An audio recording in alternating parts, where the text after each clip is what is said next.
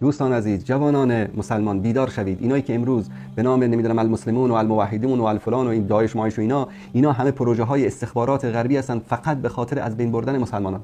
همین صلاح الدینشون که در هلند زندگی میکنه، همین بیشرف و پاسپورت هلندی داره سر جیبش. تو بگو پاسپورت تو رها بکن. ابو محمد مدنی در اوکراین پاسپورت اوکراینی سر جیبش است، از ترس اینکه حکومت اوکراین ببره در عسکری در جنگ با روسا کشته بشه، در خانه در سر مرز روسیه پنهان است. من همه اینا رو پوست اینا رو من در چرمگری میشناسم. به تو تابل بیا مسلمان بودن خودت ثابت بکن، بعد بیا دیگران رو تکفیر بکن. شیطان با هر کس یک قسم معامله نمیکنه. چی مانا؟ به اندازه ایمانت شیطان کتت برات شیطان روی میکنه. اگر 5 وقت نماز تخواندی، یک شیطانک لاغر برات روی میکنه.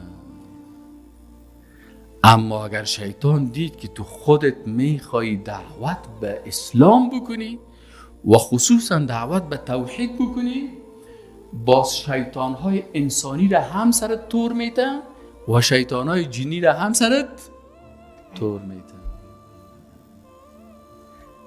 از پدرت گپ میشنوی، از مادرت گپ میشنوی، از دوست خوبت گپ میشنوی، از دوستای خوبت میشنوی.